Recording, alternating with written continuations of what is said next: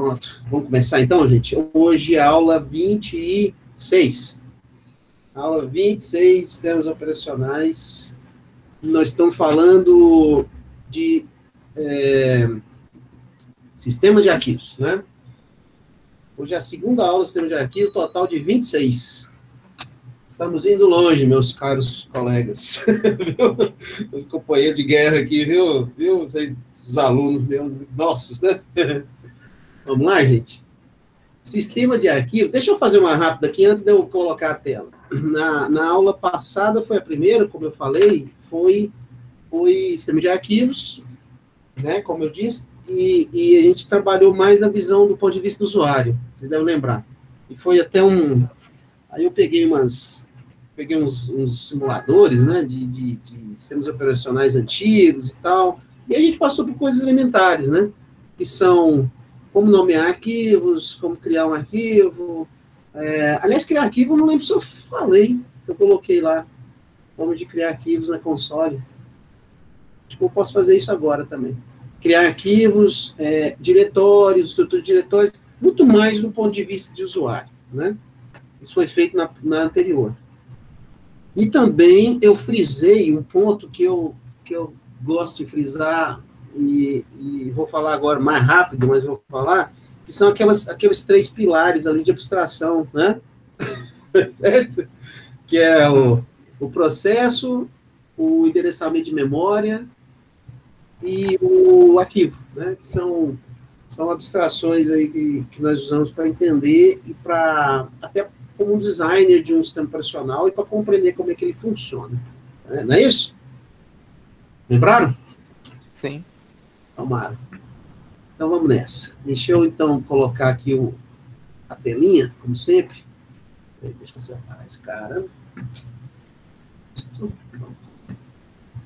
Vou separar, projetar aqui um material para a gente seguir em frente.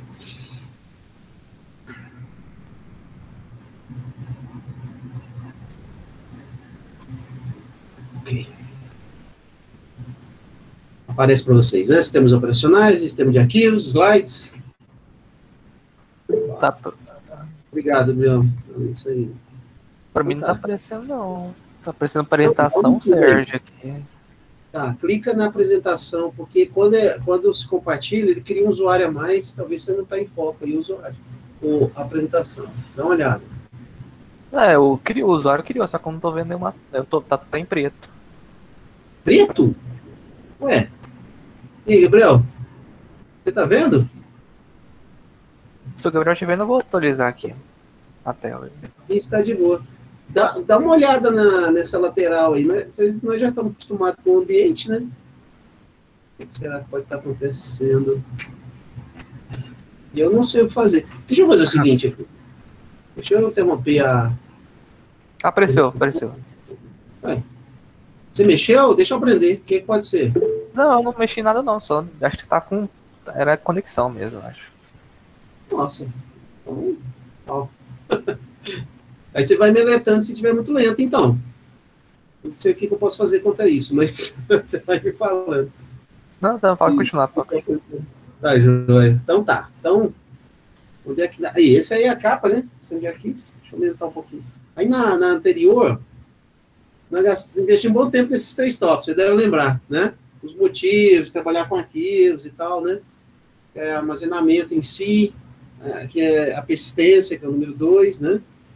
E os múltiplos processos aí, capazes de acessar informação de forma concorrente, né?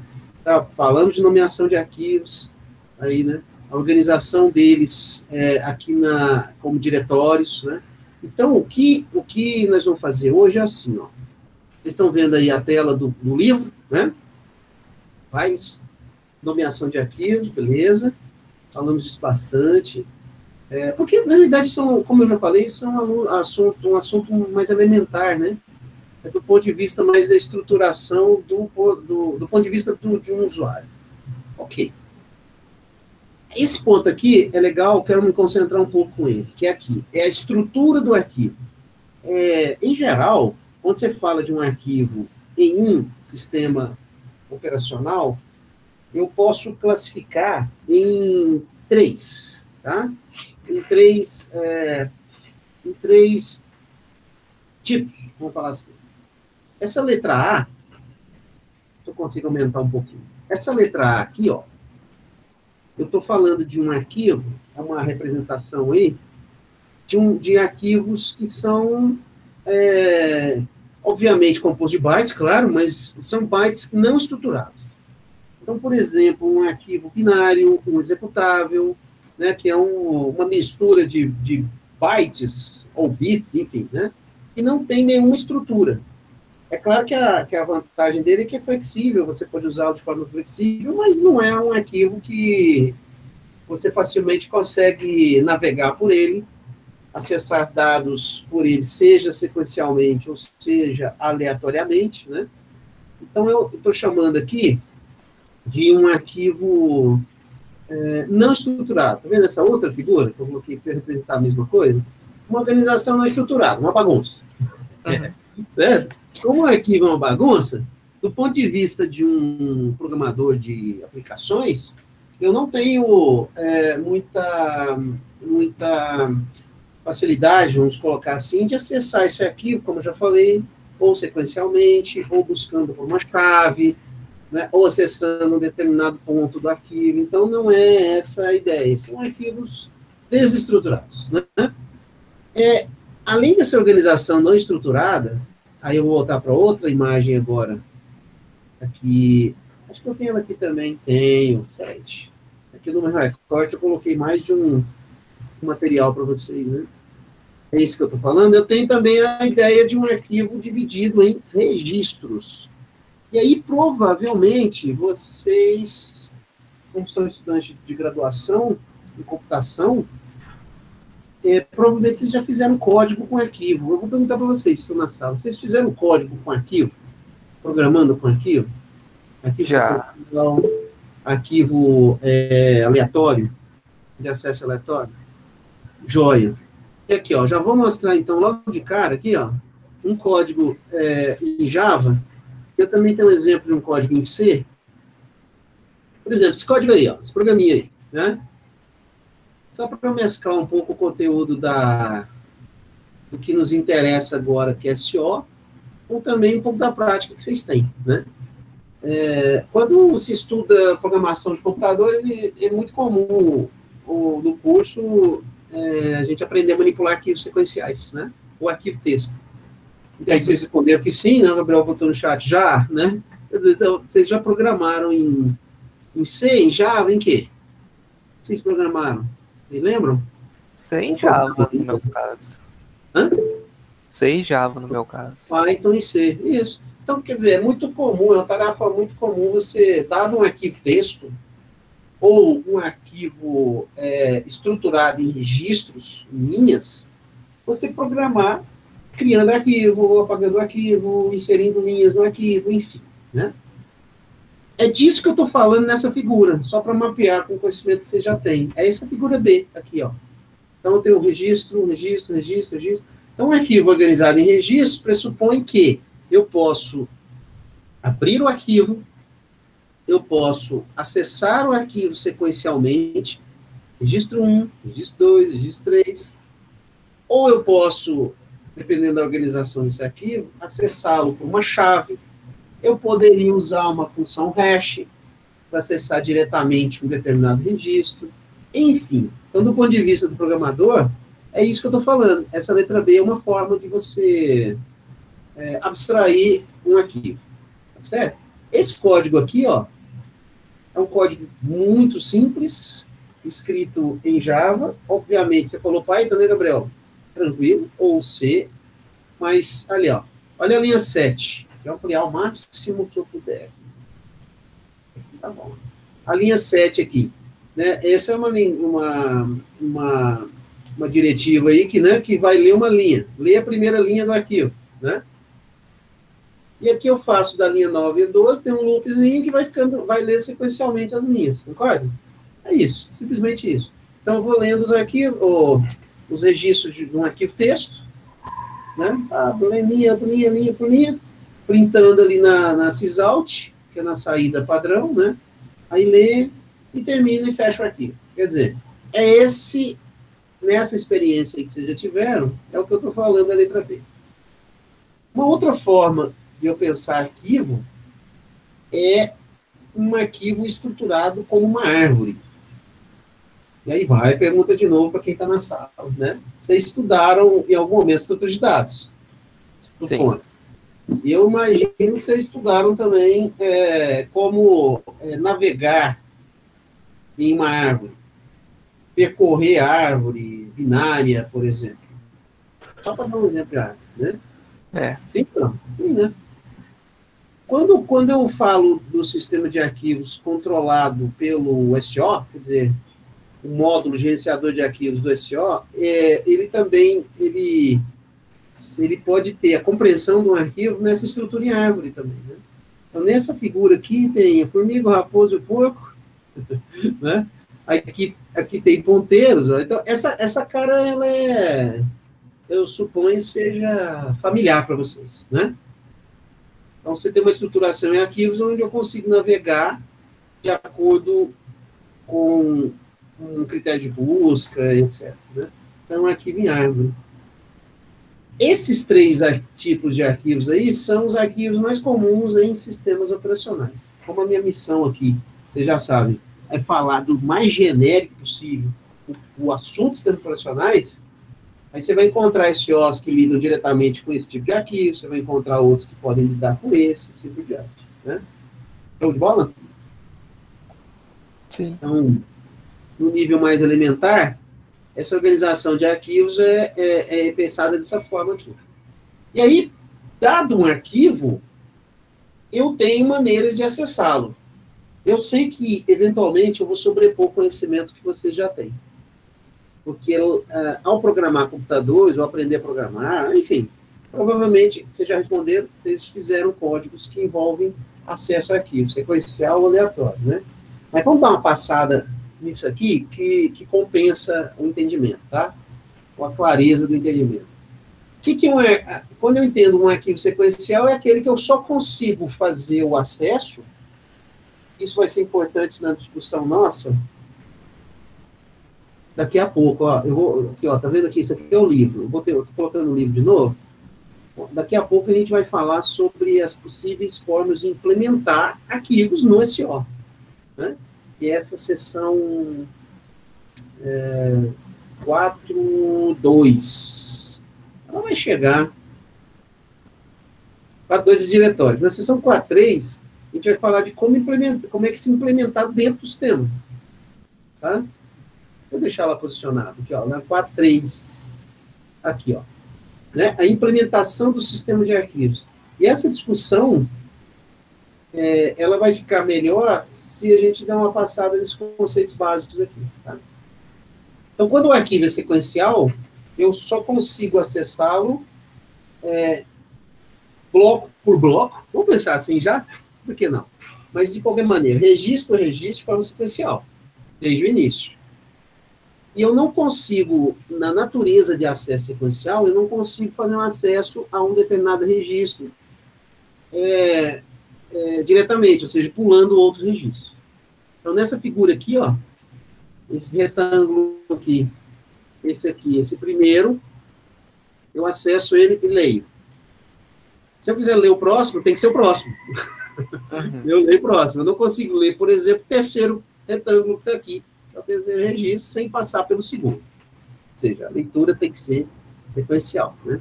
Eu acredito que isso seja bem conhecido por vocês, né? Se não for, vocês podem parar aqui, tá? Eu retomo, então, alguma pergunta em cima desse assunto aqui, tá bom? Então, eu preciso ler sequencialmente. Esse é um nome, né? É um termo. E é conveniente, aí coisa velha, né? Antiga. Muitas vezes as soluções, elas dependem do recurso que você tem disponível na época, né? Então, quando eu tinha fita magnética, o pessoal dos seus 20 e poucos anos nunca viram uma fita magnética, talvez. Não se viram, não usar. Mas a fita magnética, ela é, por natureza, sequencial, né? É uma fita que você tem que navegar nela sequencialmente com um dispositivo que lê essa fita.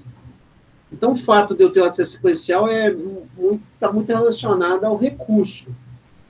Ele é sequencial, ou era sequencial, né?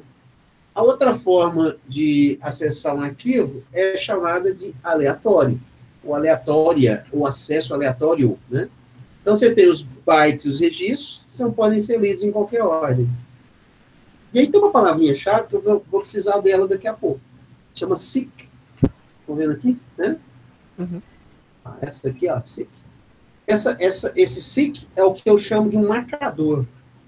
Bom, se o meu arquivo ele é de acesso aleatório, está lá o arquivo com os registros, né, definidos, e eu quero acessar um determinado registro sem ter que ler os registros anteriores. E esse acesso, quando é aleatório, me é permitido quando eu movimento esse marcador, como se fosse um pointer, né? Como se fosse um ponteiro. Então, eu movimento o ponteiro para o registro número, sei lá, 4, e faço a leitura do registro 4. Aí depois eu leio o ponteiro, ou melhor, posiciono o marcador no registro 3, leio o que está no registro 3. Depois eu posiciono o ponteiro no registro 9, aí leio os dados do registro 9. E sem ter que passar pelos anteriores em uma ordem sequencial. Né? Então, assim, fundamentalmente essa é a ideia. E essa discussão que eu estou trazendo agora, que eu estou falando para vocês, influencia na implementação também dos algoritmos relacionados aos blocos. Porque um arquivo, ele é gravado no disco em blocos, de um número X lá de bytes, né? Então, se eu tiver um acesso sequencial, eu vou ter um comportamento. Se eu tiver um acesso aleatório, eu vou ter outro comportamento. Ao acessar esses blocos aí, que podem estar contíguos ou não no disco. Tá? Então tem uma associação aí entre conceitos. Né? O acesso do ponto de vista do programador, quando ele enxerga a abstração arquivo, ele consegue fazer um acesso sequencial ou aleatório, mas também tem, do ponto de vista da implementação do SO, uma visão de blocos. E se eu organizar esses blocos de forma contígua, eu vou beneficiar um tipo de acesso. Se eu organizar esses blocos por uma lista encadeada, eu vou privilegiar, talvez, né, outro tipo de acesso. Tá certo? Deixa eu adiantar uma coisa com vocês. Vocês estão meio ouvindo aí, estão prestando muita atenção. Dá para imaginar agora, deixa eu passar rápido aqui, vai. Dá para imaginar nesse momento, com esse conhecimento aí já posto. Cadê meu slide? Aí é aqui mesmo. Olha aqui, deixa eu parar. Vou avançar, vou dar uma avançada aqui para ficar um pouco mais dinâmico aqui. Ó. Aqui na frente, ó, uma figura que vocês provavelmente vão compreender o que eu estou falando. Olha esse cara aqui. Né? Eu quero passar o carro diante dos bois, mas vamos colocar aqui que eu estou falando da implementação, tá? Vamos colocar que um arquivo ele é implementado em blocos. Tá? Certo. Aí já estou falando, não é do ponto de vista do usuário. Um usuário, mesmo que seja um power user, mesmo que seja um programador, ele enxerga um arquivo como abstração, e ele pode dividir um arquivo em registros, concorda? Tá? Sim. O programador. Agora, o SO não enxerga assim, ele não enxerga registros, ele enxerga blocos. Né? Olha aí, ó, o arquivo A, ele tem quantos blocos? 4. Tá na tela, né? 4. O arquivo B tem 3, o arquivo C tem 6, e assim por diante. Essa letra A é uma organização de blocos contíguos. Alocação contígua, tá vendo? Do espaço em disco, para 7 arquivos. Beleza? Se o acesso a um arquivo for sequencial, É interessante esse tipo de implementação interna do SO? O que vocês acham? Se eu quiser acessar o arquivo sequencialmente, o que vocês acham que tem que acontecer? Supondo, para ajudar na resposta, supondo que eu consiga posicionar no início de cada arquivo. Supondo, tá? Vamos pegar o A. Se o arquivo é sequencial e eu quero varrer o arquivo sequencialmente, todo ele, essa organização contígua É boa. pode ser interessante, né? Em termos de desempenho, né? Imagina o cabeçote de leitura lá do disco. Né? Então, está posicionado em determinado... Suponha que está posicionado aqui e que coincida com esse bloco aqui inicial do arquivo A. Né? Eu vou fazer o seek, né? E se fosse aleatório, mas tudo bem. Eu vou sequencialmente, como está organizado contigo, eu vou ter rapidez aqui. Eu vou ter um benefício. Né? Sim. Se eu quiser acessar agora, só para complicar um pouquinho, se eu quiser acessar agora o bloco 4 do arquivo A. Bom, se o acesso sequencial, eu necessariamente, acho que o Gabriel caiu e voltou, né? Uhum. Necessariamente eu tenho que acessar o bloco 1, bloco 2 e bloco 3, nessa estrutura aqui, né? Se eu quiser fazer um acesso aleatório, e o registro coincidir com o bloco 4, então eu teria que ter uma forma de eu acessar aqui diretamente o bloco 4, certo? Certo. E a alocação contígua já não beneficia mais esse Tem tipo que cair. de Tem que varrer o arquivo inteiro para chegar lá. O que houve, Gabriel? Pedir desculpa por quê? Isso é normal? É assim mesmo. O importante é ter voltar. Né? Então, esse aqui é só um adiantado, aí eu vou voltar lá para você ver que entender com clareza essa diferença vai ajudar a gente a entender também como é que as questões relacionadas ao sistema operacional, né? Como é que a influência desse tipo de acesso na organização interna do arquivo no sistema operacional. Tá joia? Então tá. Então, aqui eu reforço essa figura. O método de acesso direto, eu tenho registro 0, registro 1, registro 2, N, e eu tenho esses registros aqui deslocados no seguinte sentido: eu consigo movimentar o ponteiro do ponto de vista do programador, né? Movimentar esse ponteiro e acessar diretamente um determinado registro. Tá? Eu não sei se eu tenho um código aqui. Esse aqui é o material que eu uso em outro curso. Eu sempre faço esse tipo de coisa, né? Como eu já falei para vocês, de ficar reunindo outros materiais e para tornar mais clara aqui a discussão, né? Quando você faz Aqui, ó, esse aqui é um exemplo simples, mas é um exemplo escrito em Java, poderia ser em outra linguagem, né? De uma leitura de um arquivo sequencial, né? Então, ó, você grava e lê, grava e lê. Quer dizer, eu estou fazendo uma escrita, na verdade, sequencial em arquivo, sempre em loop, registro por registro. Eu estou reforçando. Do ponto de vista do programador, eu visualizo o arquivo como uma sequência. Né? Aqui eu também tenho outro exemplo de um arquivo. Eu posso colocar isso lá para vocês também, esse material, pode ser útil. Né? Também numa sequencial, veja que tem um loop, novamente, né? Então, leio a linha, aí tem um testezinho aqui, e apresento essa linha na sysout, né? Sysout, viu, gente, é a saída padrão de acordo com a linguagem que você está usando, tá? É um termo que a gente usa, é sysout. Também consigo, não sei se eu vou achar um exemplo aqui, também não sei se vale a pena, também arquivo sequencial, todos os arquivos são sequenciais. Um código onde copia um arquivo para o outro, lê um registro de um arquivo, copia no outro. Próximo, copia. Duplicando o arquivo, né? Então, de novo, sempre aqui o ponto de vista é do programador, né? Então, retornando. Maravilha. E é aqui que eu quero. Opa.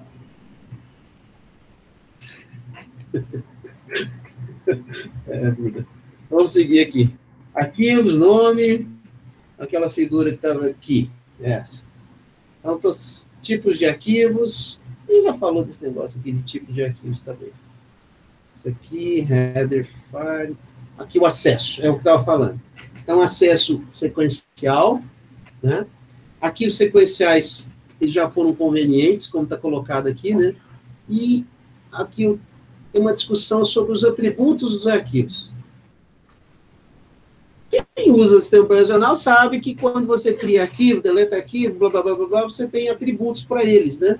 Então, só para não passar em branco, olha aqui, ó. Dependendo do sistema operacional, você consegue saber quem é o dono do arquivo, né?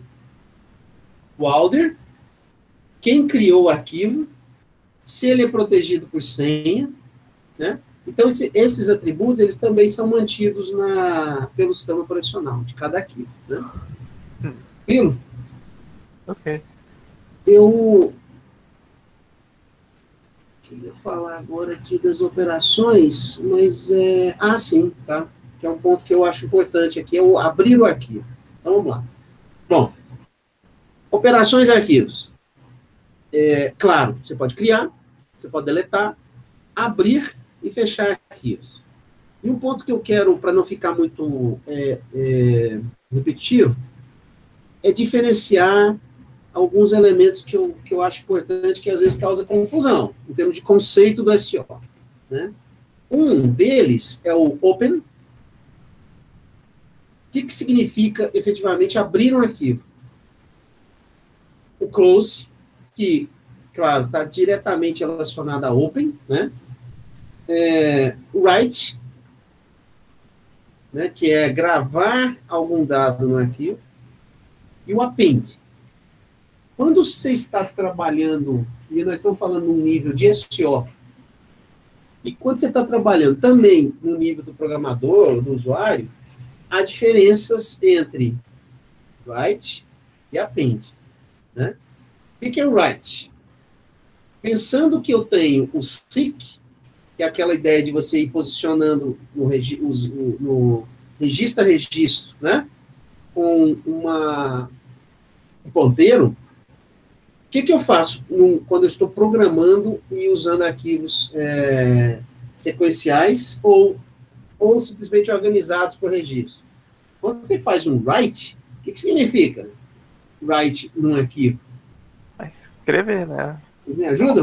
Colocar alguma coisa no arquivo. Escrever. Mas veja que é escrever onde eu tenho um ponteiro posicionado naquele arquivo. Eu até varri aqui nesse material, mas eu acho que eu escolhi mal esse material para esse momento. Eu não estou num código aqui onde eu tenho esse tipo de questão, né? Que é assim, você posiciona o ponteiro do arquivo, você posiciona um determinado registro, você grava um determinado dado naquela posição do registro, tá? Mas você não avança. Voltando aqui. Você não avança esse ponteiro. Você grava onde estava. Então, o que é o write para mim? É você gravar naquela posição onde eu estou ali no arquivo. Naquele determinado registro, tá? Essa figura aqui, ó. Né? Essa aqui. Então, se eu tiver posicionado aqui e fizer um comando write, eu vou gravar por cima do que já estava antes aqui nessa posição. Né? Então, se eu fizer um append, o append é o quê? E isso é importante daqui a pouco, eu quero falar hoje ainda. Isso é importante daqui a pouco, porque se eu fizer um append, o que eu estou fazendo? Eu estou aumentando o tamanho do arquivo, adicionando um registro a mais. Essas são operações, assim, básicas, né, do sistema de arquivos. Diga, Gabriel. Gabriel, não. Daniel. Não, eu entendi. Write, ele sobrescreve, né, normalmente. Se tiver uma sobrescreve. coisa lá. O append, ele continua, né? Eu lembro disso. Porque como a gente está falando do SO no nível mais básico, essas operações são as que são implementadas e que o SO executa, né? Então, se a posição corrente Tá aqui, ó, se a posição corrente for, por exemplo, no meio do arquivo, estou marcando em azul aí, né? No meio do arquivo, dados existentes são sobrepostos e são perdidos para sempre. Isso é o write. Quando eu estou falando de um arquivo no sistema operacional controlado, né, claro, pelo sistema de arquivo. Se eu disser para você, não, é append. O que é append? Append pode adicionar dados somente onde? No fim do arquivo. Então, sei lá quanto tempo vocês fizeram códigos que precisassem manipular arquivos básicos. Essas diretivas, elas estão disponíveis por system calls, né? Então, você tem system calls para isso.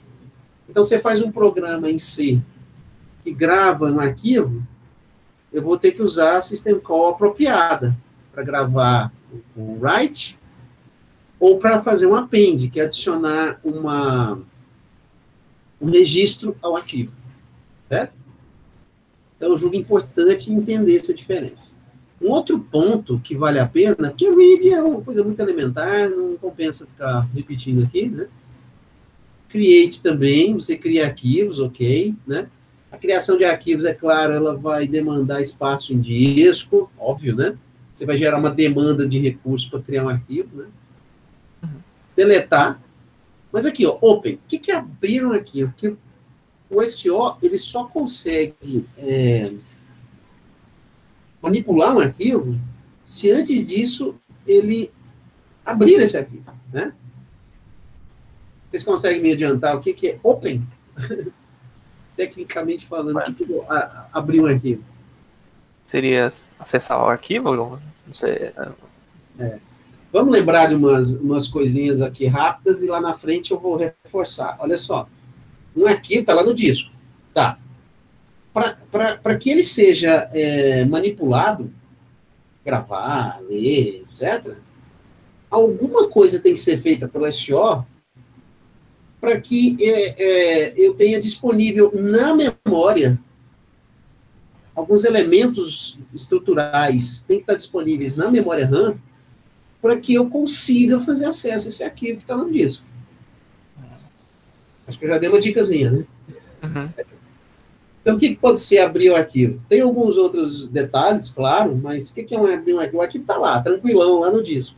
Aí você precisa acessá-lo, né, sequencialmente ou não, enfim, e precisa gravar nele, ler e tal. Antes que isso possa ser feito, eu preciso abrir o arquivo, ou seja, torná-lo disponível para o SO. E alguns elementos aí estruturais, como eu disse, precisam estar na memória RAM para que eu consiga ir lá e acessar o arquivo. Certo? Então, senão não tem como. Então, além do código-fonte que você escreveu, que precisa, claro, estar na memória RAM, eu também preciso de alguma estrutura de dados na memória RAM também, que permita com que eu vá lá no disco, faça a operação e volte. Certo? Então, essas estruturas disponíveis na memória RAM para permitir acessar o disco é que significam open. Tá? A gente vai falar ainda que estruturas são essas. Aí que tá. O inode, por exemplo, que é uma estrutura que é usada pelo Unix, pelo Linux, ela fica em memória RAM. A tabela de arquivos. Onde é que fica essa tabela? Os blocos. Quais blocos? Como é que eu vou acessar os blocos do disco? Eu preciso ter na memória RAM alguma coisa, alguma estrutura para me permitir ir lá no disco. Né? Então, esse open é que me ajuda nisso, essa operação open. Colocar um arquivo em um buffer para ler e escrever ele depois. Bom, aí eu falei um monte, né, Gabriel? Agora você pode completar. É mais ou menos, você pode pensar isso aí, colocar o arquivo em um buffer para ler. Sim, eu entendi, eu acho que eu estou entendendo você. Não é um arquivo inteiro, né? Eu não faria sentido eu trazer o arquivo inteiro para a memória RAM para manipulá-lo, né?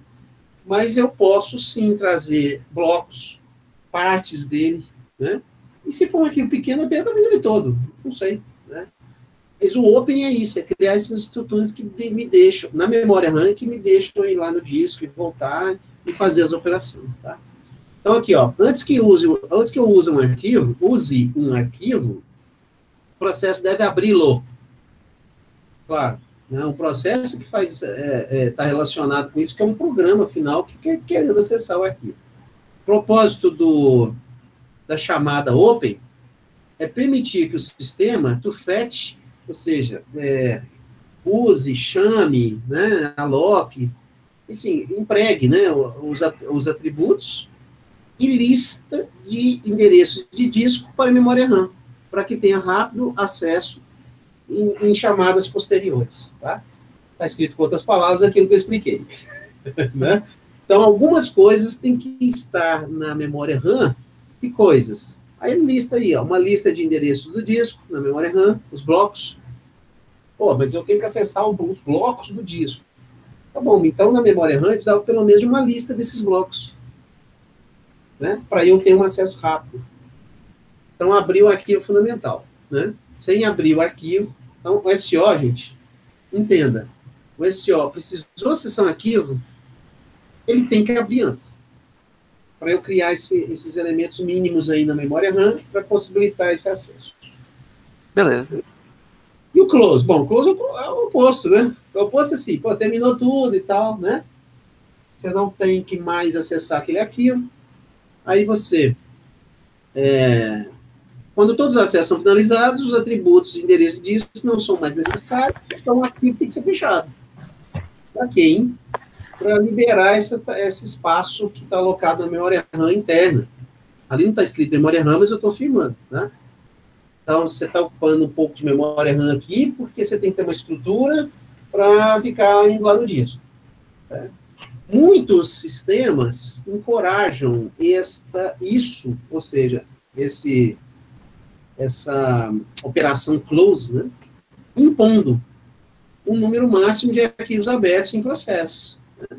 Verdade. Então, quer dizer, dado um sistema operacional, não é incomum, né, você ter o seguinte, olha, você só pode ter 1000 arquivos abertos ao mesmo tempo. Dá para entender por quê, né? Sim. Um limite. Você não pode deixar isso indefinido ou indeterminado. Você vai abrindo arquivos, abrindo. Então, você tem um teto de quantidade de arquivos abertos ao mesmo tempo. Um disco, agora está em amarelo, né? Um disco ele é escrito em blocos.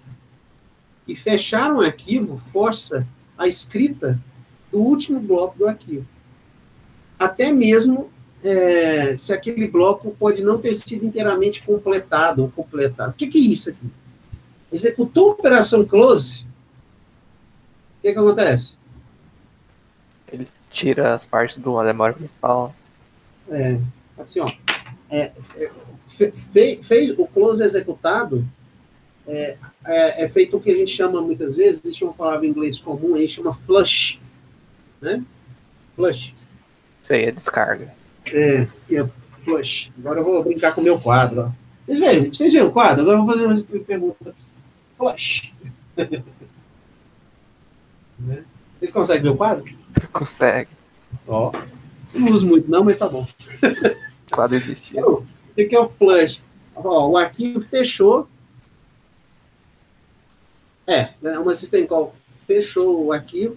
Aquele último bloco, o bloco ainda está, de algum modo, no buffer. Vou usar a palavra que o Gabriel falou ali, buffer.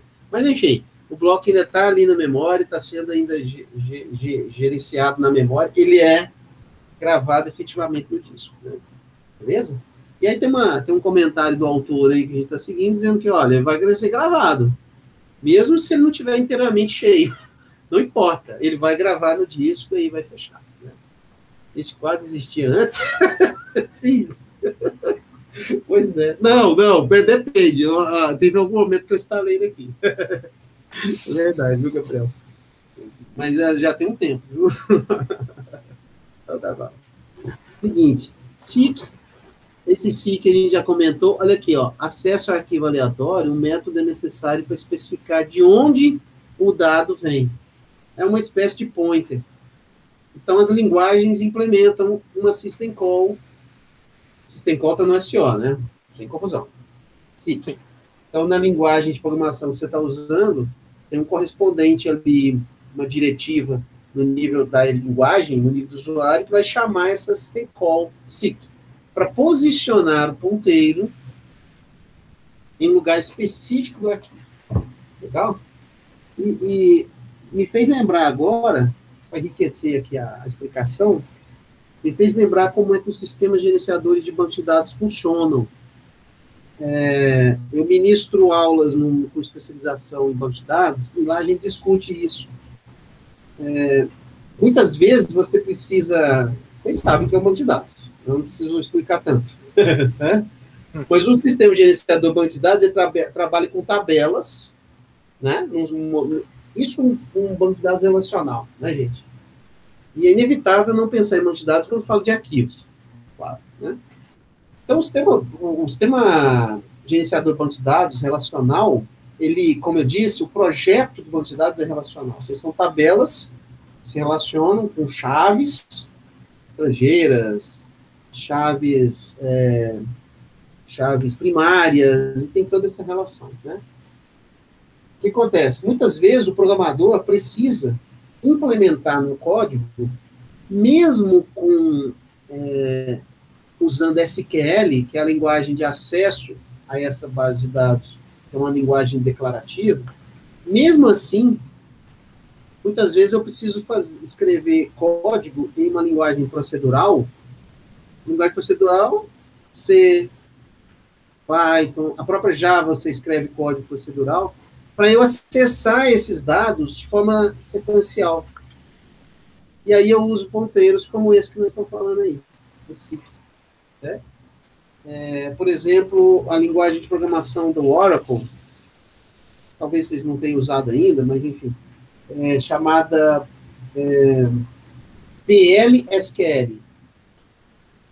Eu acho que é Programming Language mesmo. E SQL, Structured Query Language. PL/SQL, você consegue escrever código varrendo linha a linha. Às vezes eu preciso disso, de um dado que está na memória, e usando uma operação como essa, seek. Tá? No caso lá, especificamente do Oracle, a gente chama isso de cursor. Cursor. Então, o cursor você vai posicionando a cada linha e vai trabalhando e tal. Só uma curiosidade aí. Então, veja que quando a gente entende com clareza o que eu estou falando aqui, estuda e lê SO, de novo, isso é muito mapeado para outros momentos aí da sua vida, da sua carreira, inclusive como desenvolvedor de software, né? Muito bem. Sem enrolação, deixa eu seguir aqui. Aqui tem um código é verdade, tem um código no livro, em C, que faz uma... eu já falei um pouco sobre isso aqui, é só uma curiosidade, na verdade, né? É um código em C que faz um loop, olha aí, ó. Eu até mostrei em outro slide lá em Java, mas é só para deixar claro que eu posso ler sequencialmente um arquivo e tratá-lo, né? Então, aqui tem um reader. Então, você está lendo aqui um bloco de dados para um buffer, né? E aí tem uma brincadeira aqui, né? Se o contador menor igual a zero, ele para de contar, né? Porque aí eu não tenho mais nada para ler do arquivo, né? Então, eu estou lendo sequencialmente e estou gravando em outro arquivo. E se esse contador for menor ou igual a zero, ele sai aqui com um erro 4. Aqui. Mas, basicamente, ele está lendo de um arquivo e copiando para outro. Acho que é isso, né? Uhum. Ele está duplicando um arquivo. É um bom exercício. Para quem não implementou com arquivos, é um bom exercício para você enxergar no nível um pouco mais baixo, né? A manipulação de arquivos. Certo? Muito bem. Deixa eu voltar um pouquinho aqui, porque eu estou interessado na questão do acesso, mas eu acho que ela estava mais para frente. Só um instante. Deixa eu ver aqui, viu, pessoal? Aqui, um comentário bem massa que eu sempre faço e que eu achei no texto quando eu estava preparando para vocês. É para frente mesmo. Então, tem a parte aqui de arquivos, ok. Tem diretórios. Isso aqui eu não quero agora, que é lá no acesso mesmo.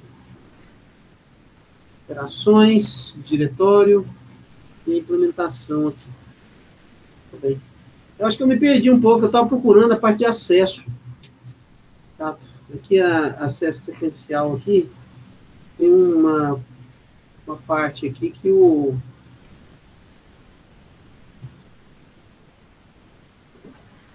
se eu consigo fazer um ProF em tempo real, viu, gente?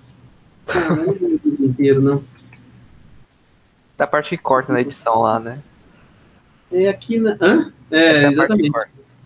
Poderia ser, né? Então você passa rápido, qual o problema? É para isso que tenho 2 vezes, 3 vezes. Aqui, ó, nos arquivos, acho que é aqui, ó, acesso. É aqui. Aqui, bom.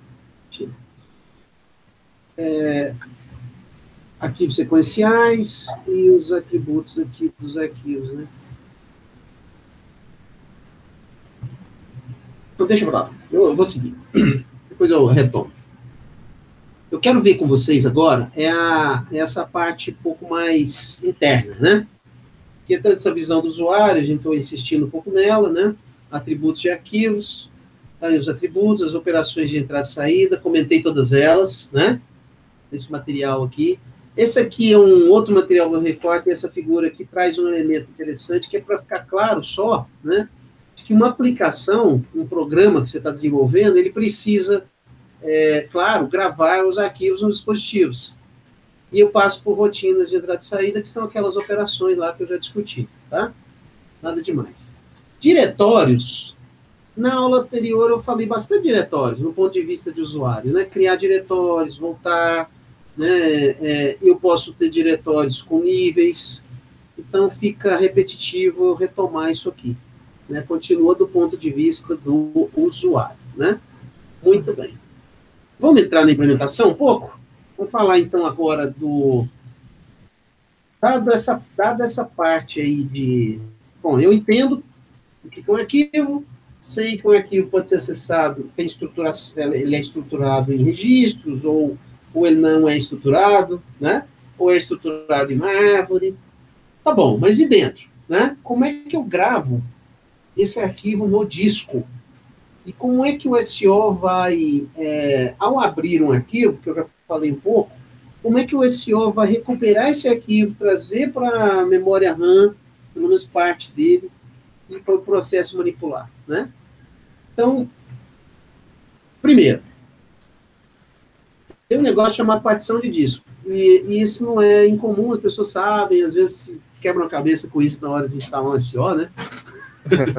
Então, vai instalar, instala o disco, querem criar partições no disco, né? Então, vamos lá. Como é que um SO, em geral, organiza o disco? O HD, vamos falar assim, né? HD é um hard disk, mas o disco inteiro.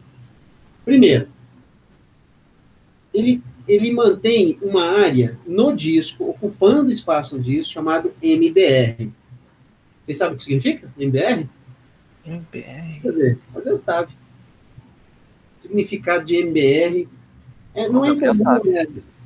Master Boot Records. Muito bem, Gabriel. Exatamente. Então, tem uma área aqui chamada Master Boot Record, que é uma área fixa no SO, que vai permitir o boot, o start, aquele momento que você liga, né? Então, ali eu vou ter um registro de boot.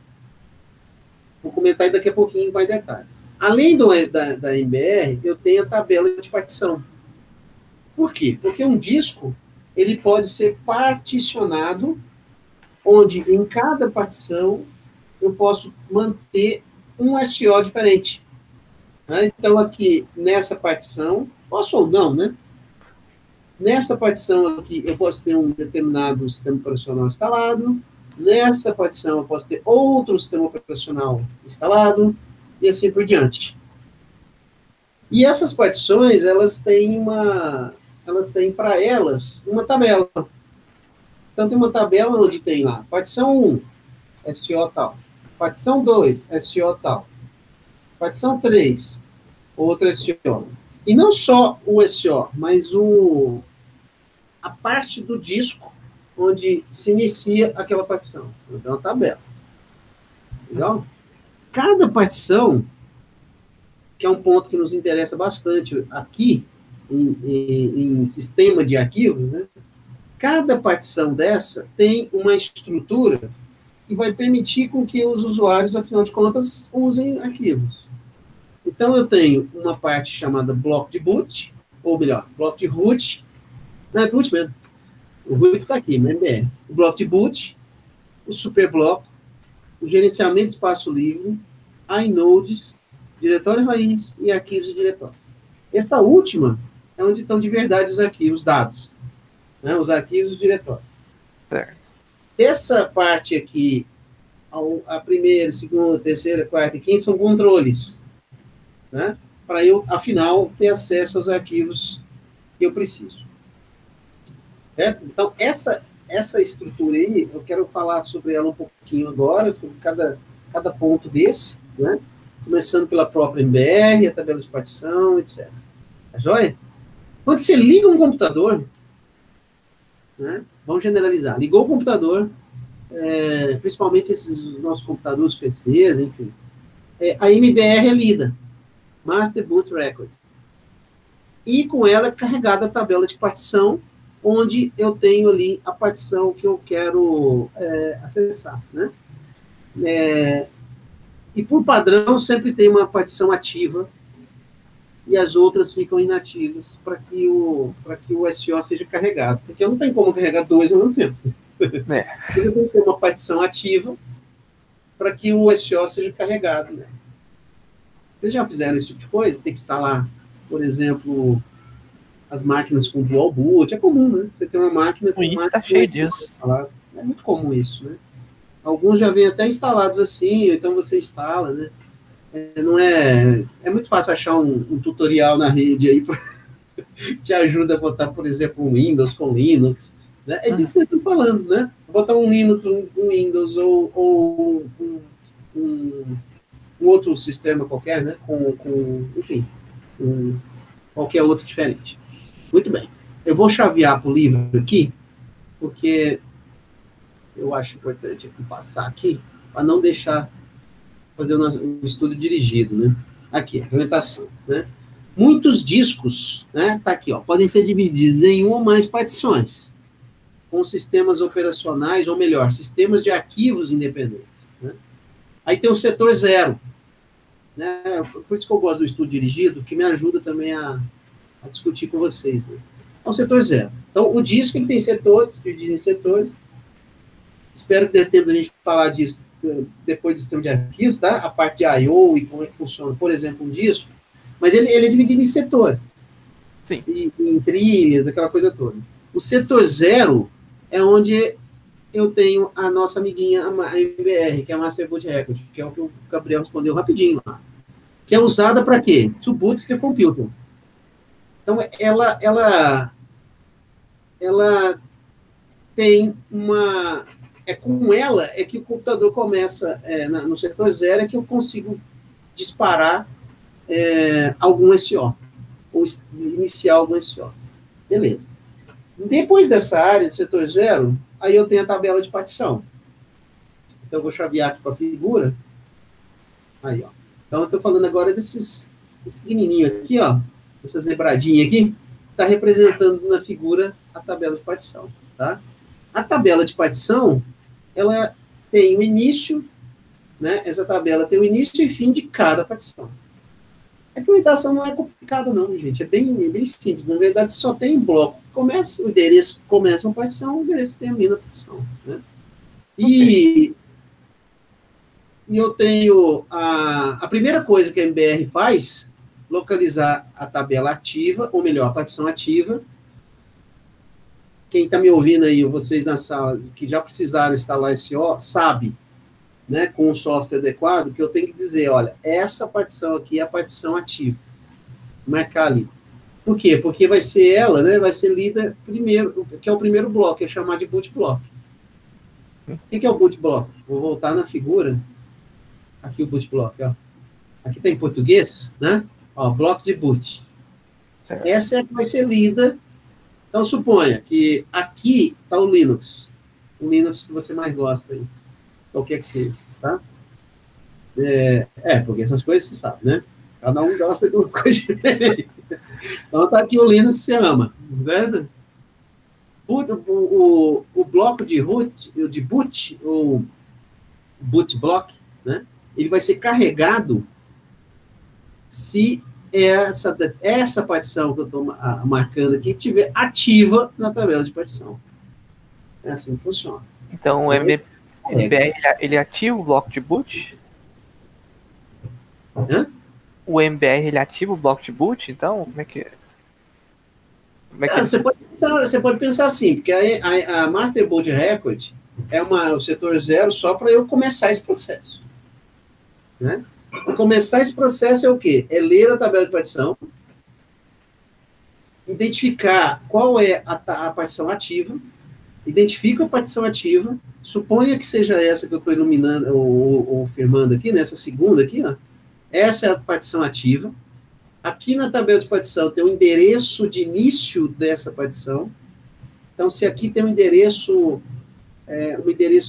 X, que é esse aqui, o inicial dessa partição, então aqui eu vou pegar qual bloco? O bloco de boot, e vou fazer, então, iniciar o sistema operacional. Então, um bloco de boot que faz o boot de verdade mesmo. Exatamente. Ok. Perfeito. Aqui está escrito em português, né? Bloco de boot, lá no meu texto, boot block, tá? E executa. Essa parte que eu estou iluminando aqui. Ó. A primeira coisa que a MBR faz é localizar a partição ativa. Depois ele lê o seu primeiro bloco, que é chamado de boot block, e executa.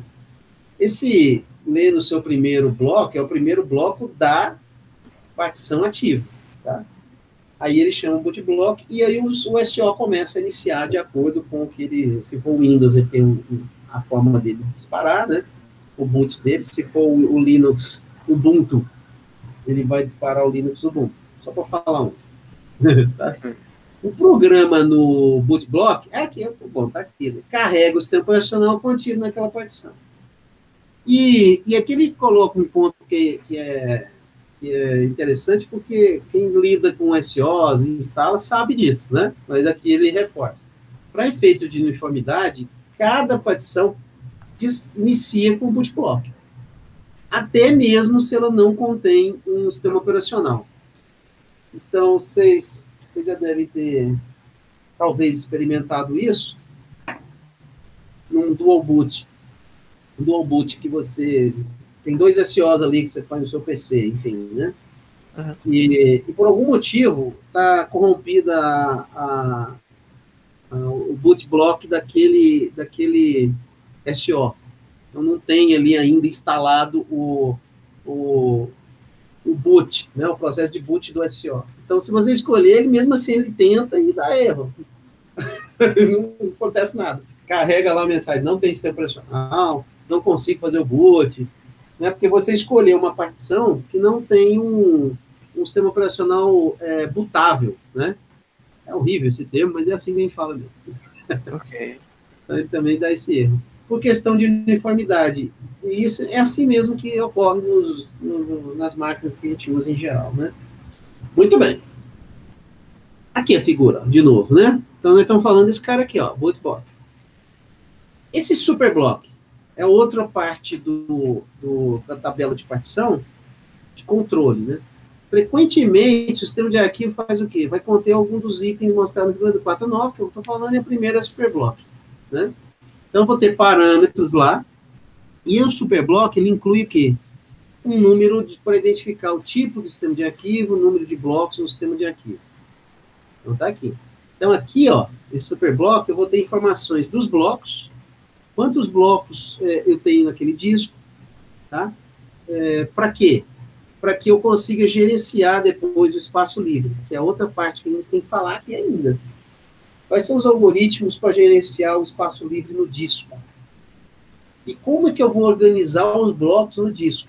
A organização dos blocos no disco está aqui no superbloco. Quais são os blocos que eu estou usando? Porque os blocos, verdadeiramente, estão onde? Aqui, ó. Na última área, tá? Aqui estão os dados, tá? Então, um controle dos blocos, quais são os blocos, quais são os arquivos, Por exemplo, deixa eu dar uma adiantada aqui. Sabe a FAT? Que eu já falei na anterior? Na anterior, que é a tabela de arquivos. Sei. Tela de alocação de arquivos. O controle dela, ou ela, né? Então, está aqui na Superblock. Né? E ela é carregada, ela é montada na memória RAM. Eu vou falar daí para frente para não ter confusão. Tá certo? Daniel. O Superblock, ele é tipo um sumário, então, dessa... Um sumário, é isso aí. Ótimo, obrigado. É isso mesmo. Então, ali eu vou ter a quantidade de blocos que o sistema de arquivos está gerindo, o tipo do sistema de arquivos que eu tô manipulando. Então, se é um sistema de arquivos, se é FAT, se é um NTFS, se é o XT2, quer dizer, essa informação orientadora, vamos falar assim, está aqui no Superblock. Tá? Mas eu vou parar por aí com esse conteúdo, porque o que a gente quer entender mais aqui, como é que funciona, principalmente, né, como é que funciona a alocação de blocos, como é que os blocos vão ser alocados, né? Aí, ó, esse aqui é amarelo. Se eu marquei amarelo é porque é importante.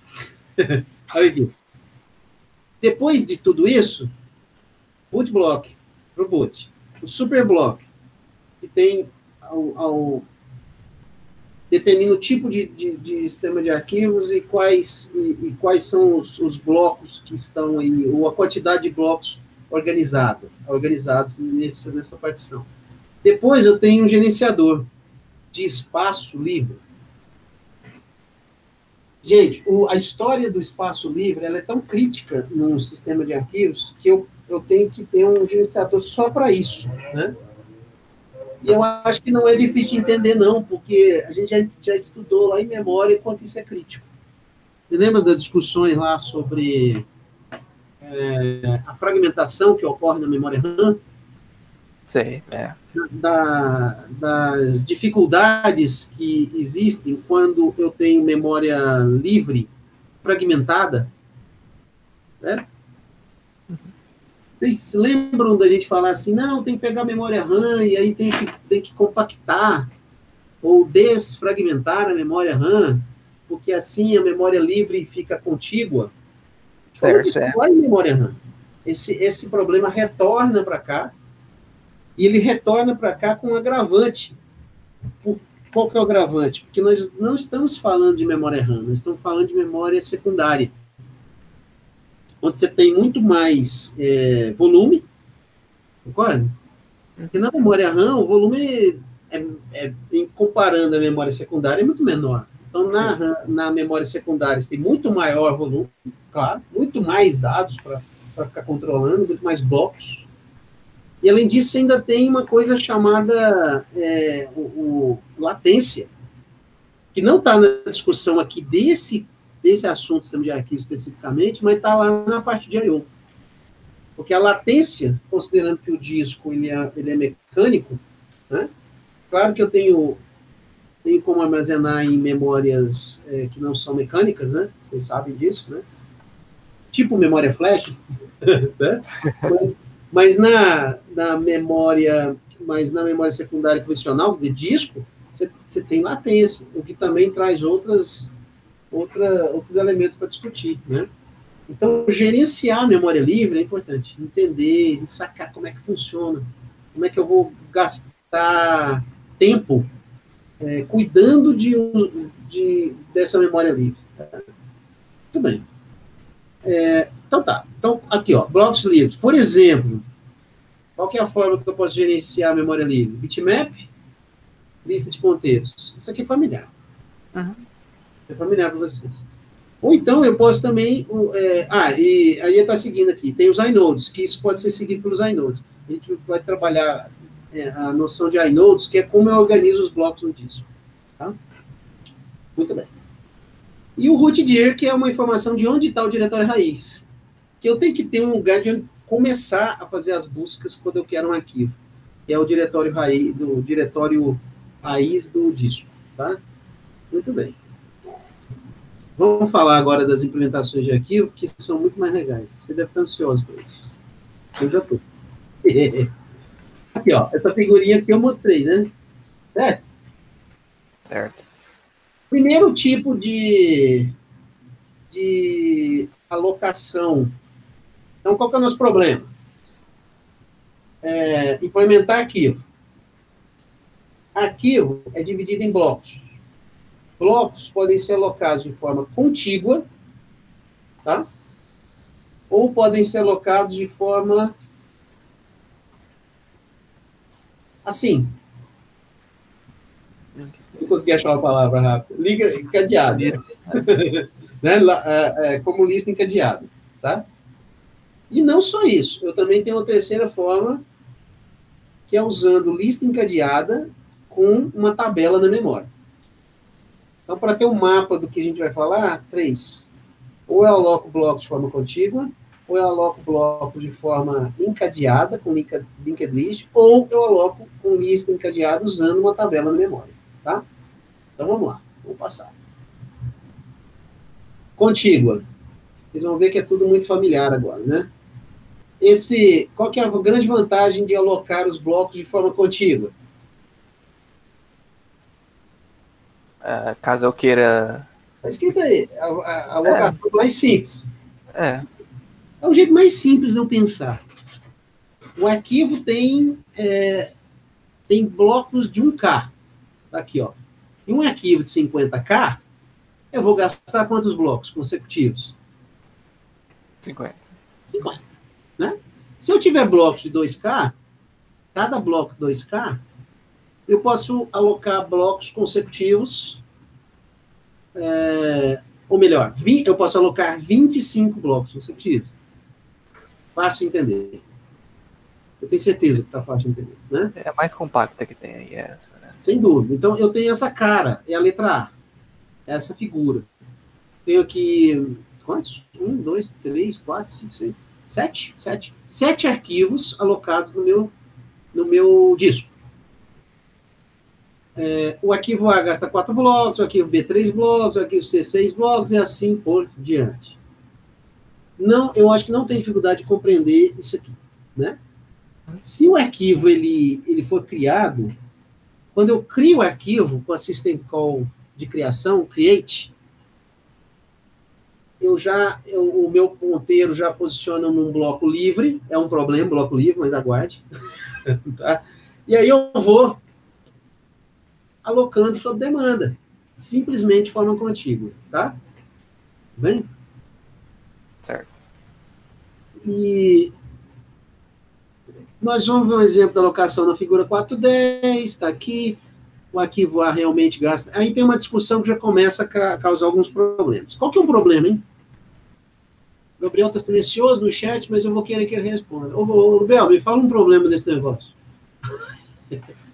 Eu colocar assim, ou você também, Daniel, claro. Ou se eu colocar assim, de forma contígua. Deixa o Gabriel responder. Ah, você é esperto. Olha aqui, ó. Olha aqui. Vamos supor que eu remova. Olha a letra B da figura. Vou adiantar aqui, então, vai. Olha a letra B da figura. Vamos supor que eu remova o arquivo D. Acho que é o D mesmo, no nosso exemplo aqui. Ó. Sim. Olha a letra B. O A está aqui, o B também, o C. Aí o D caiu fora, tá vendo? Fez buraco. Vai pensando aí. Qual que é o grande problema? Tem alguns problemas, mas vamos lá. O D saiu. O que saiu? É porque eu deletei. Parece. Né? Bom, se você deletou o arquivo, libera os blocos. Né? Uhum. E aí continua o E lá, continua o F também foi deletado, reparem. Tá? E o G continua lá. Beleza. E aí? Agora a gente tem buraco. Eu tenho buracos e eu quero... aí eu crio um arquivo novo. Vamos supor que a minha memória está assim. Cuidado, memória secundária. Tá? Isso tem que ficar atento. Isso aqui é disco, tá? Então eu estou alocando de forma contígua. Aí você decide criar, faz um programazinho que cria um arquivo. Quais são as alternativas para eu criar um arquivo? Quero que vocês pensem aí. Nesse cenário da letra B, eu vou criar um novo arquivo. Estão vendo os 3 pontinhos aqui? É porque eu tenho mais memória livre, tá bom? Claro, eu tenho uma... Vamos supor que eu tenho memória livre aí, sobrando depois do arquivo G. Certo? E eu tenho esses blocos livres. Primeira alternativa, mais simples de todas. Crie um arquivo novo. Onde que esse arquivo vai ser alocado? Os blocos dele vão ser alocados. A mais fácil de pensar. Onde vai ser? Na parte livre lá, depois do G, né? Ótimo. Certo, Gabriel? Concorda? É o jeito mais fácil de pensar esse. Não, eu vou criar lá no final. Então, vou lá, vou alocando. Não, Sérgio, então está resolvido o problema. O que eu vou me preocupar com esses buracos que estão ficando? Aparentemente não tem preocupação. Não é? Não. Mas só vai alocando novos arquivos vão sendo criados ali. Operação de criação eu vou criando no final lá dos blocos. Não tem problema nenhum. Ou se eu quiser alterar arquivos, aí eu vou ter um acesso sequencial, acesso... tá, tudo bem. Tá, mas e aí? É infinito o espaço do disco?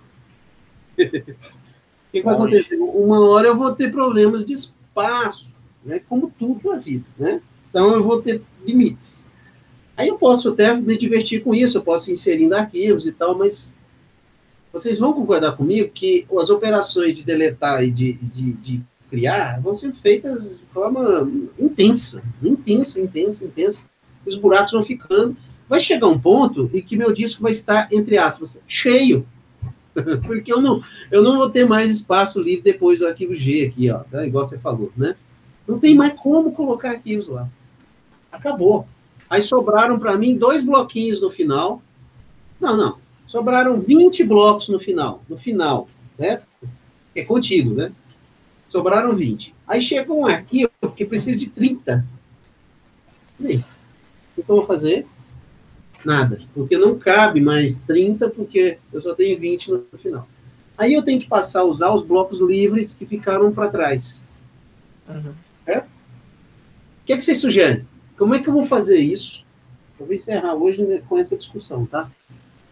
Como é que eu estou problematizando? O que vocês sugerem? Como é que eu vou fazer para, então, usar esses blocos livres? Lembre-se que a alocação é contigo. Eu quero alocar... Vamos supor que o meu disco está cheio, mas cheio assim, lotado de blocos, e também tem um monte de blocos livres espalhados. Sim. Tá? E nesse cenário da letra B, imagine que um arquivo com 3 blocos tem que ser criado. Vamos lá. Nessa figura aí, tá? Tá isso aqui.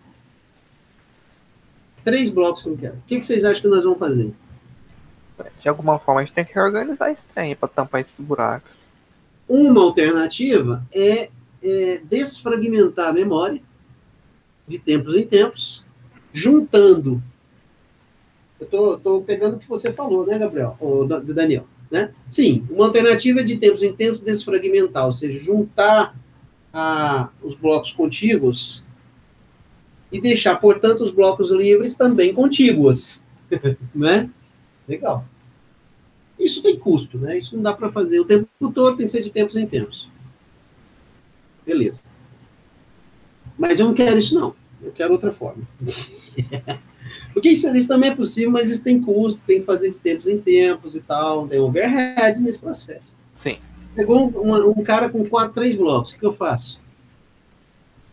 Olha nesse cenário aí, tem um pedaço aí de 5 blocos livres e tem um pedaço de 6. O que meu algoritmo vai ter que fazer? O primeiro é contíguo. Então eu vou ter que sair procurando aí, ó, até encontrar um bloco livre, certo? Achei um bloco livre. O tamanho é qual? 3? Eu posso inseri-lo nesse pedaço de 5 que está livre. Concorda? Sim. Aí vão sobrar quantos livres? Nesse bloco aí vai ser só 2 aí. 2 livres. Então, é um jeito de fazer. Isso não faz lembrar nada lá na memória RAM, que a gente discutiu isso? É a mesma coisa.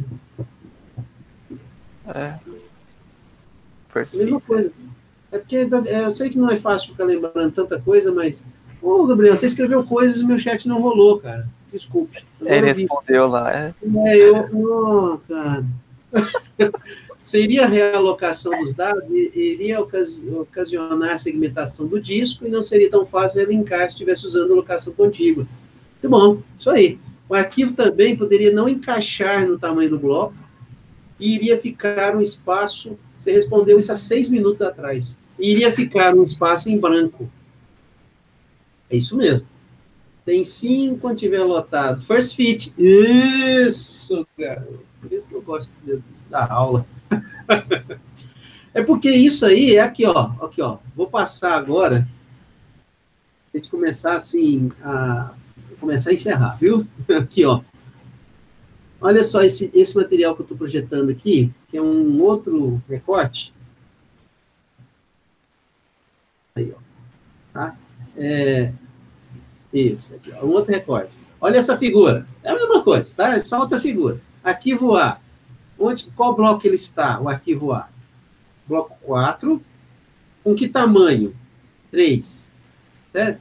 Essa tabela ela é mantida pelo SO. Tá certo? O arquivo B. Onde que ele começa? O bloco 10. Que tamanho? Tamanho 1. O arquivo C. Qual bloco que ele começa? No 13. Qual o tamanho dele? 2. Beleza. Olha só aqui. First fit, best fit e worst fit. Eu acho que eu nem preciso explicar mais esse negócio. Vocês já sabem. Se não sabe, é só olhar o vídeo gravado. Haja paciência, né? Olha aqui, ó. First fit. Primeiro segmento livre, com tamanho suficiente para alocar o arquivo selecionado. Então, eu vou buscar. Achei lá o primeiro que tem tamanho livre, eu vou alocar o arquivo. No meu exemplo, foi um arquivo de 3 blocos chegando para ser gravado. E eu tenho 5 livres aqui. O primeiro que achei, pronto. Já coloco os 3 aqui. Certo? Esse é o first fit. Best fit. A alocação Best Fit seleciona o menor segmento livre disponível com tamanho suficiente para armazenar o arquivo. Vixe, isso aí vai ser demorado. Nesse caso aí, que é muito maior do que a memória RAM. Isso. É essa análise que eu geralmente peço para fazer nas minhas avaliações. Só dando a dica. Você tem um problema. Quando o problema lá, aí você analisa quais as consequências de usar um, usar outro. Exatamente, Daniel. Parece interessante, mas eu tenho que encontrar o menor. Remete, isso está nos remetendo aqui, a mesma coisa lá da memória RAM, tá certo? Só que aqui é bem pior, porque aqui o espaço é bem mais grande, né? Vai demorar muito mais. Exatamente. Então, como é que eu vou achar o menor? Eu vou ter que varrer tudo para descobrir o menor. Eu não preciso necessariamente varrer tudo, eu quero que vocês entendam, porque eu tenho uma tabela, tá?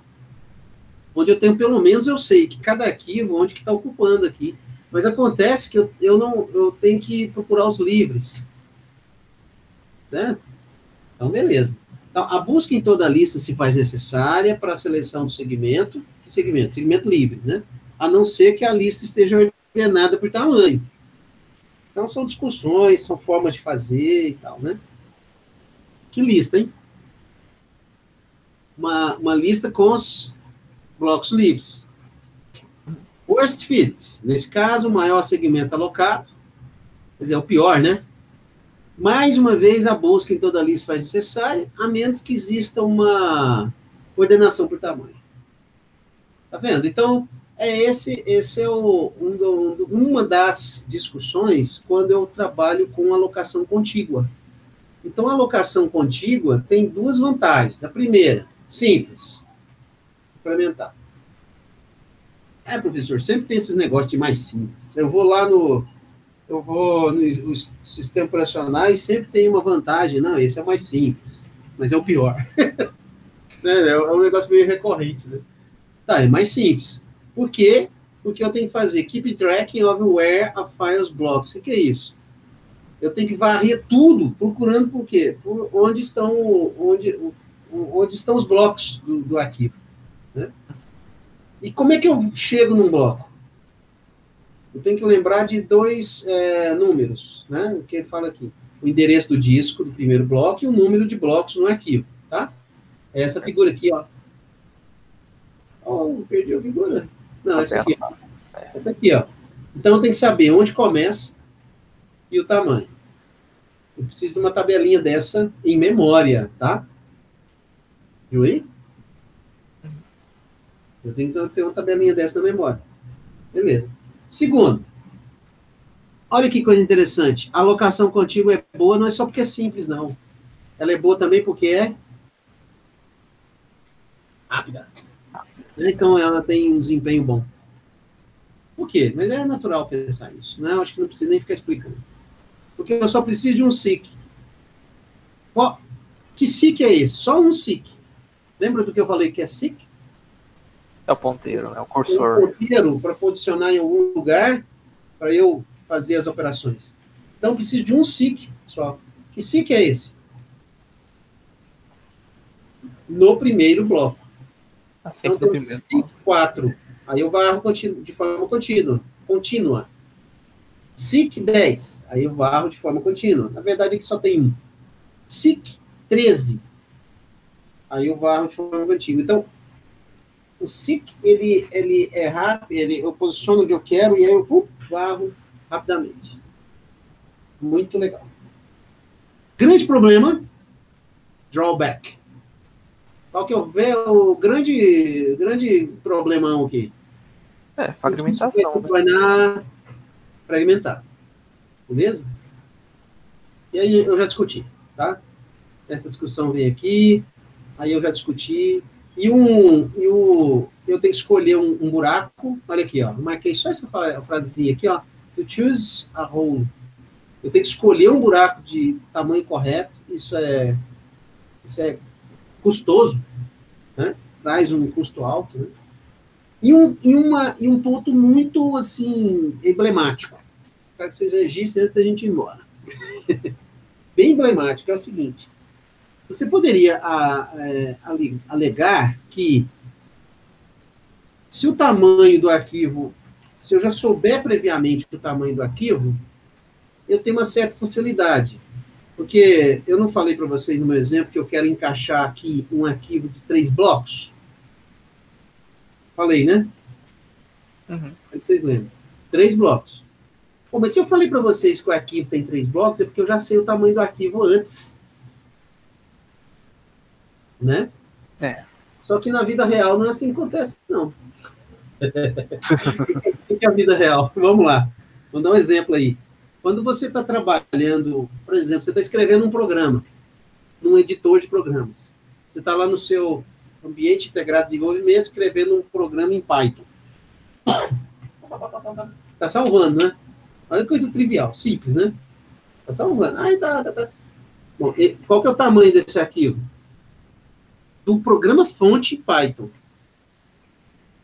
Eu não sei, porque ele começou com um bloco, aí você foi trabalhando, e foi aumentando, e foi aumentando, e foi aumentando. Pois é. Então não dá, eu não tenho o sistema operacional numa análise assim, numa abordagem contígua, como é que ele vai fazer para trabalhar com arquivos que certo? Uhum. Aumenta e diminui o mesmo arquivo. Então, como é que eu vou fazer isso? Na realidade, você não vai fazer isso. Porque o arquivo tem um bloco agora, tem 2, tem 3, tem 4, tem 5. Eu não consigo alocar no fim dos blocos, porque já não tem mais espaço. Eu só tenho que colocar nos buracos. Então, não tem jeito. Então, o arquivo começou com 3, com 4, com 5 blocos. Se eu alocar o arquivo aqui, igual eu falei, no bloco de 5, 3, aí ele aumenta, chega aqui e não cabe mais, ó. E aí? Como é que eu vou continuar alocando? Então, esse entendimento é fundamental para mim, gente, que vocês tenham. essa discussão, essa análise do que dá para fazer, do que não dá para fazer, né? Capacidade analítica, né? E para finalizar hoje, tem um parágrafo aqui muito interessante aqui no final, que é um ponto que eu já falei aqui no curso, sobre por que a gente estuda essas coisas, sabe? A gente está falando assim, pô, então por que eu estudei alocação contígua se isso não usa mais? Você poderia pensar isso e me criticar, não é isso? É. Ah, então para que eu fico estudando isso? Porque isso não existe mais. Quem disse que não existe mais? Né? Então, ele traz aqui por exemplo, o CD-ROM. O CD-ROM, que também tá. Aí é engraçado, não, o CD-ROM também não existe mais. Nesse caso aí. Mas dá uma pensada comigo. O CD-ROM, nesse contexto aqui, é uma mídia, enfim, todo mundo sabe o que é o CD-ROM. E a alocação dela é contínua. Né? Por quê? Tá do jeito que o disco funciona? Hã? O jeito que o disco ele lê lá, né? O jeito que ele é estruturado, né? Por causa disso também. Bom, um dos motivos é porque é ROM, né? É read-only memory. Então, na verdade, você grava de forma contínua e pronto. Né? Então, essa técnica é excelente para CD-ROM. Ela é usada também para DVD. Ela é usada para Blu-rays. Né?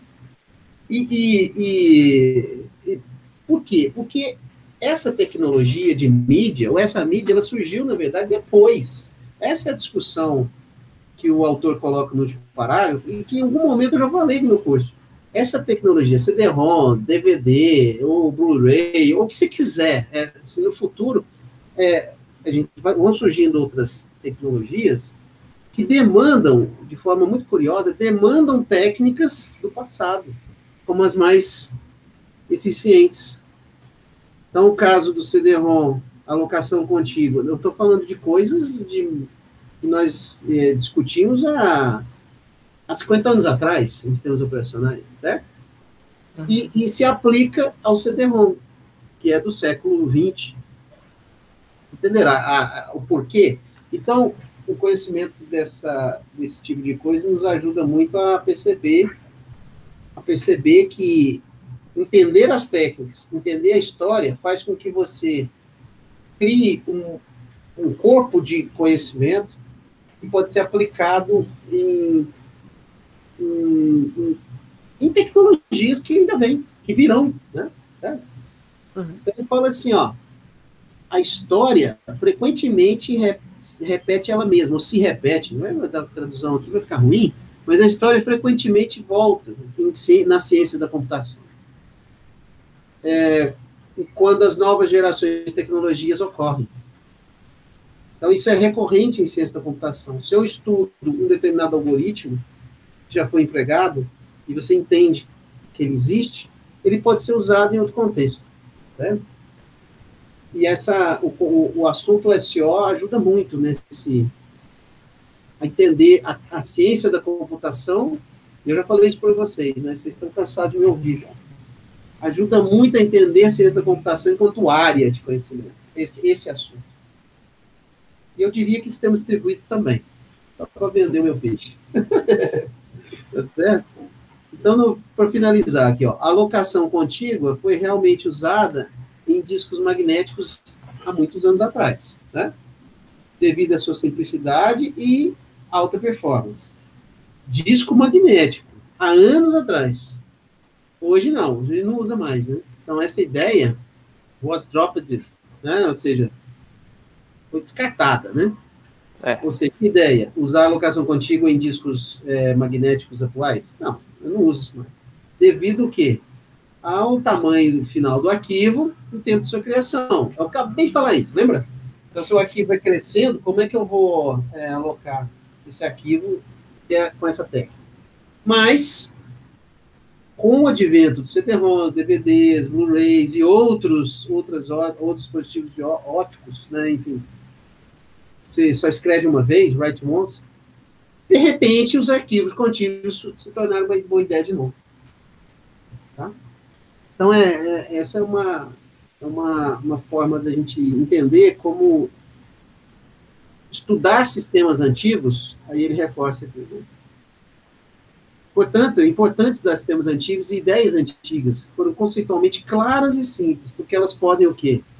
Ser aplicadas em sistemas no futuro. E ele ainda fala assim, né, in surprising ways, ou seja, de formas até surpreendentes, né? Vai saber, né? É isso aí. Tá bom, gente? Acho que está muito bom por hoje. Na sequência, nós vamos falar de lista encadeada, né? Alocar, é a mesma história, mesmo papo, só que com lista encadeada. Acho que vocês já vão imaginar o que é, né? Olha lá. Né? Os prós e contras. E, por fim, usando tabela na memória, que aí a gente cai na FAT. A FAT é isso. A FAT é a alocação usando lista encadeada, usando uma tabela na memória. Tá? Que é a famosa FAT. Ninguém usa FAT mais. Tá certo. É a mesma discussão, tá certo? São técnicas consolidadas, né, que a gente retoma. Beleza? Beleza. Tá bom. Vamos fechar, né? Vamos encerrar. Hoje já foi, avançou. Então. Tá bom, gente. Agradeço demais vocês mais uma vez pelo tempo aí. Tá joia? Professor. Tá. Pois não, Daniel. No início lá da aula, quando minha tela não deu certo lá, era problema de conexão mesmo, que eu vi. Ah, tá. É por causa que meu irmão tá baixando uma coisa aqui na internet, a internet tá bem ruim. Não, cara, é disputar na rede é isso. Disputar um com o outro na internet. Metade da aula ficou uma bagunça pra mim. Não, família, aliás, deve ter muita família brigando um com o outro por causa disso. Agora, você que não entrou. Quase que eu pausei o download dele, mas tudo bem. Fica o registro, né? Esse vídeo aí a gente tá gravando, vai ficar postando lá no YouTube também, mas fica o registro do tempo que a gente tá vivendo, né? Estamos ficando muito em casa. E aí, olha as consequências. Tá bom, gente? Então, falou, professor. Vai no roteador, limita a conexão de cada um. Bonzinho, Gabriel, você viu? Vai lá e dá uma carteirada no roteador. Tchau, pessoal. Um abraço.